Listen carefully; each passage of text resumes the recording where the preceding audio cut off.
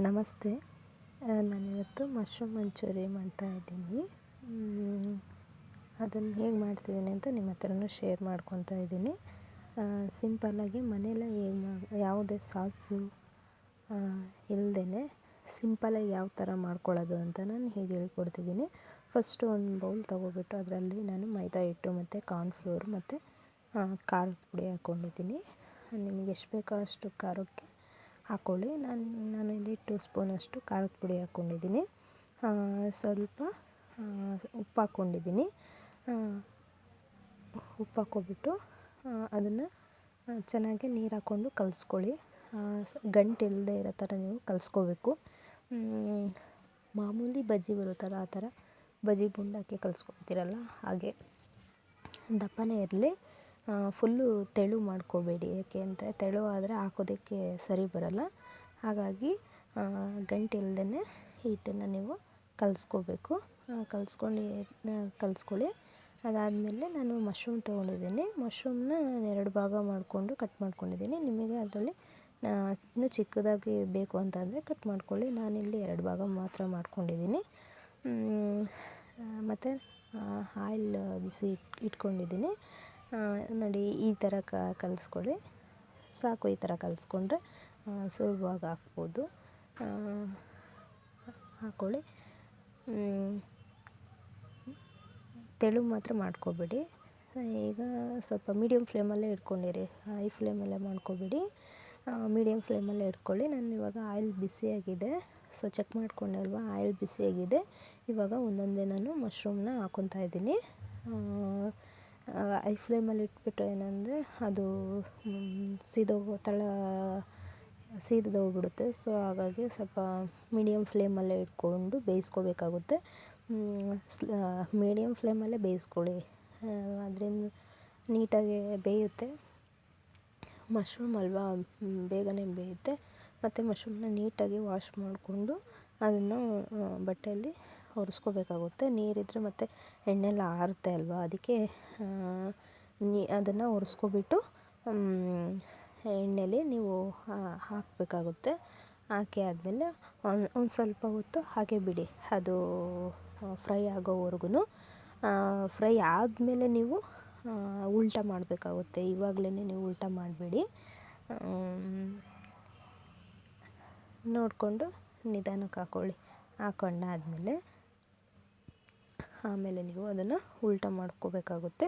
ಮತ್ತು ನಾನು ಇಲ್ಲಿ ಮಸಾಲೆ ಯಾವ ಥರ ಮಾಡ್ಕೊಂಡಿದ್ದೀನಿ ಅಂತಂದರೆ, ಯಾಕಂದರೆ ವಿಡಿಯೋ ಇಲ್ಲಿ ಸ್ಕಿಪ್ ಆಗಿದೆ, ನಾನು ಮಸಾಲೆ ಮಾಡ್ಕೊಂಡಿರೋದು ಹಿಂಗೆ ಹೇಳಿಬಿಡ್ತೀನಿ. ಶುಂಠಿ ಬೆಳ್ಳುಳ್ಳಿ ಪೇಸ್ಟ್ ಮಾಡ್ಕೊಳ್ಳಿ. ಪೇಸ್ಟ್ ಮಾಡಿಕೊಂಡು ಅದಕ್ಕೆ ಬೆಲ್ಲ, ಸ್ವಲ್ಪ ಸಕ್ಕರೆ, ಕಸೂರಿ ಮೇಥಿ ಇಷ್ಟೇ ಹಾಕ್ಕೊಂಡಿರೋದು ನಾನು ಅದಕ್ಕೆ.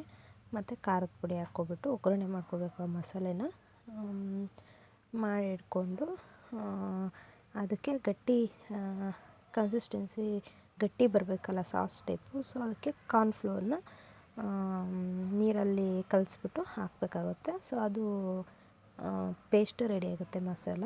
ಈಗ ನಾವು ಮತ್ತೆ ಅದನ್ನು ಒಗ್ಗರಣೆ ಹಾಕ್ಕೊತಾ ಇದ್ದೀವಿ. ಇದನ್ನು ಮಸಾಲೆ ಮಾಡ್ಕೋಬೇಕಲ್ಲ ಮಶ್ರೂಮ್ದು. ನಾನು ಆ ಬಾಣಲೆಯಲ್ಲೇ ಸ್ವಲ್ಪ ಆಯಿಲ್ ಹಾಕ್ಕೊಂಡಿದ್ದೀನಿ, ಜಾಸ್ತಿ ಹಾಕ್ಕೊಂಡಿಲ್ಲ. ಸ್ವಲ್ಪ ಈರುಳ್ಳಿ ಮತ್ತು ಕ್ಯಾಪ್ಸಿಕಮ್ ಹಾಕ್ಕೊಂಡಿದ್ದೀನಿ. ತುಂಬ ಫ್ರೈ ಮಾಡೋಕ್ಕೆ ಹೋಗಬೇಡಿ, ಸಿಂಪಲ್ಲಾಗೇ ಫ್ರೈ ಮಾಡ್ಕೊಳ್ಳಿ.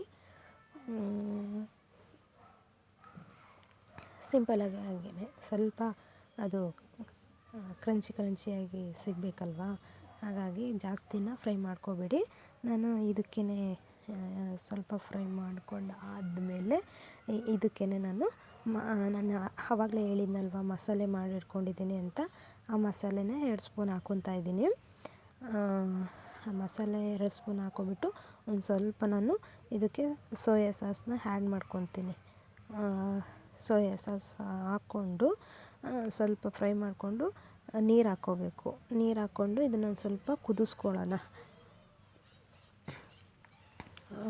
ಕುದಿಯೋ ಟೈಮಲ್ಲಿ ಅದಕ್ಕೆ ನೋಡ್ಕೊಳ್ಳಿ, ನಿಮಗೆ ಇನ್ನೂ ಖಾರ ಬೇಕು, ನಿಮಗೆ ಜಾಸ್ತಿ ಖಾರ ಬೇಕು, ಸ್ಪೈಸಿಯಾಗಿರಬೇಕು ಅಂತ ಆದರೆ ನೀವು ಇನ್ನೂ ಸ್ವಲ್ಪ ಖಾರದ ಪುಡಿ ಆ್ಯಡ್ ಮಾಡ್ಕೋಬೋದು. ನಾನು ಅದಕ್ಕೆ ಸ್ವಲ್ಪ ಗರಂ ಮಸಾಲೆ ಪೌಡ್ರನ್ನು ಹಾಕ್ಕೊತಾ ಇದ್ದೀನಿ.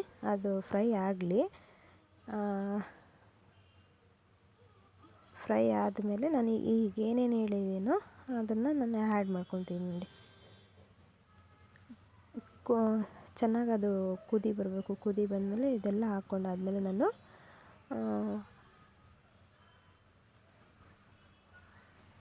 ಸಾಸು ಅಷ್ಟೇ. ಇದಕ್ಕೆ ಯಾವುದೇ ಥರ ಸಾಸು ಅಂತಂದರೆ ಟೊಮೊಟೊ ಸಾಸ್ ಆಗಿರ್ಬೋದು, ಚಿಲ್ಲಿ ಸಾಸ್ ಏನೂ ಹಾಕಿಲ್ಲ ನಾನು.